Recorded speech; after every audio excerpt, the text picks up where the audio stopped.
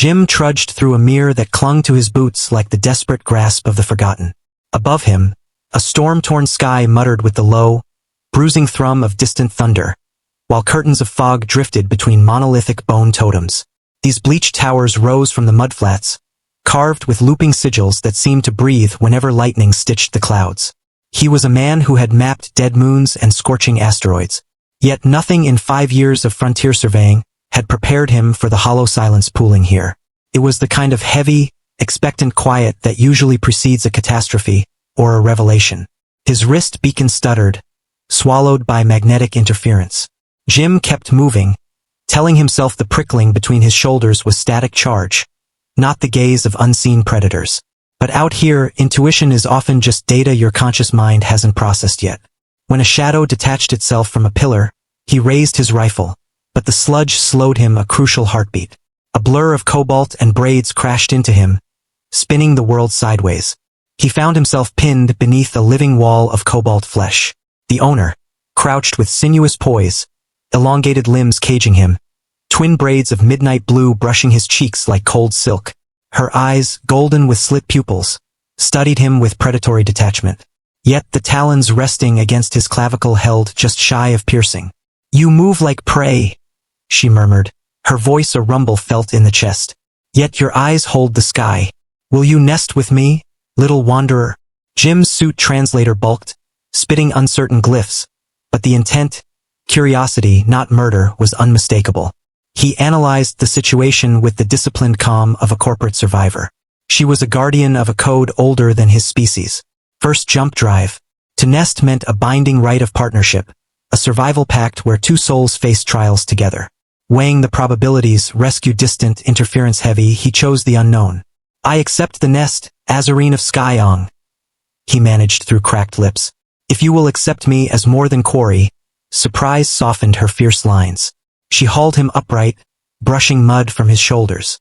"The first night's trial begins when the twin moons align," she explained, her tone shifting from predator to partner. They prepared a shelter under a volcanic overhang. Jim sketched supports from scavenged hull plating while Azarine shaped a perimeter with bone charms. It was strange how quickly the mind adapts. One moment you are a surveyor for a mining conglomerate, the next you are rigging fusion coils to blind alien beasts alongside a 12-foot Huntress. As dusk fell, creating a double-shadowed world under the twin moons, Jim asked, "Why me?" "You ran toward me," she said, her eyes reflecting the fire like molten gold. "You reached for a weapon, not to beg. That is will." The trial arrived with a scream that tore the fog apart. Ash beasts, living engines of hate with armored heads and plasma-scorched skin, surged from the mist. The fight was kinetic and brutal. Jim triggered his flare grid, blinding the lead beast, while Azarine roared into the fray, a cyclone of bone spears and iridescent blood. When a beast breached the line, Jim didn't flee. He dropped it with his sidearm and drove a severed fang into the next attacker. Standing amidst the smoldering corpses, Azarine looked at him, not to check if he was alive, but how he stood.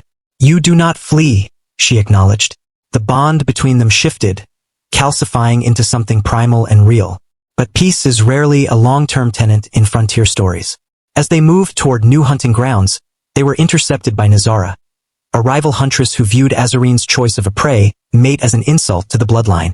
The confrontation was inevitable, a ritualistic duel in a bone circle. Nazara was fast, wielding obsidian blades, but Azarine fought with the weight of her conviction. She crushed Nazara, not just with strength, but with the ferocity of someone defending a chosen future. "The nest stands," she declared over her defeated rival. The victory felt hallowed, but it was short-lived. In a dense thicket, they discovered a derelict human shuttle. Jim cracked the data core and the logs turned his blood cold. The consortium, his employers, were returning not to explore, but to strip-mine the moon, oblivious to the civilization inhabiting it. A corporate acquisition strategy older than commerce itself. Ignore the locals, extract the value, bury the evidence. "They bring drills, weapons, and silence," Jim warned. "We need a signal tower," Azarine said, pointing north, where a singular column of silvery black stone pierced the clouds. "The Spire of Echoes. My people climb it to hear the ancestors." The climb was a grueling test of endurance against winds that threatened to peel them from the rock face. At the summit, Jim rigged a transmitter to the ancient stone. As the signal blasted out, the Spire groaned. It wasn't just rock, it was dormant technology, a tooth of something long asleep. The transmission woke it. Beneath the crust, massive machinery shifted, and the sky boiled with golden light. They descended just as the Terran fleet arrived. For dropships scarred the sky, deploying six-legged crawlers and armored troopers. The excavation had begun, a mechanized assault on the sacred groves. Jim and Azarine didn't run. They rallied the Skyfang clan. "We meet them," Azarine declared. "Not with claws alone." The battle was a chaotic collision of eras. Jim hacked the mining network, feeding the Terran HUDs false data and phantom flanks, while Skyfang warriors materialized from the smoke like vengeful ghosts. Azarine was a force of nature, hurling armored troopers into crawler windshields, but the technology gap was vast. A command suit cornered Jim, smashing him to the ground.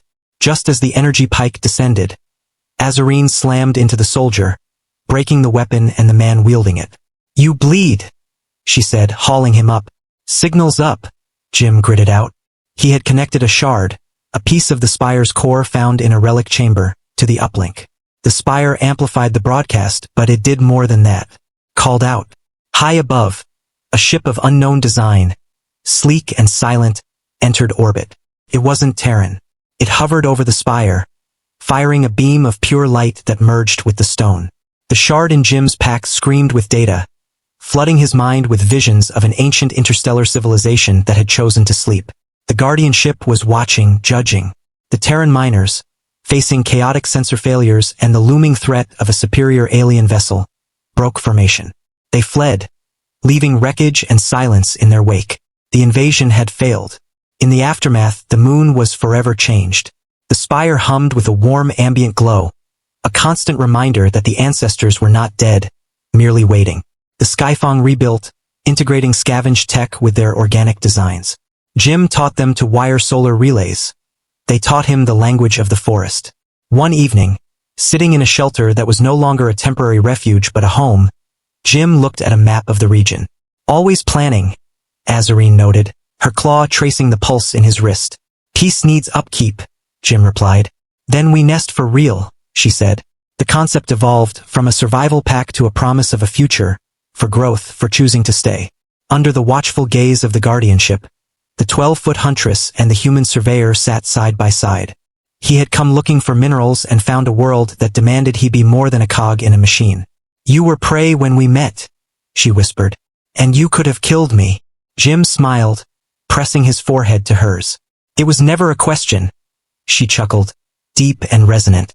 "It was fate." The story didn't end with a battle or an escape, but with the quiet, profound victory of belonging.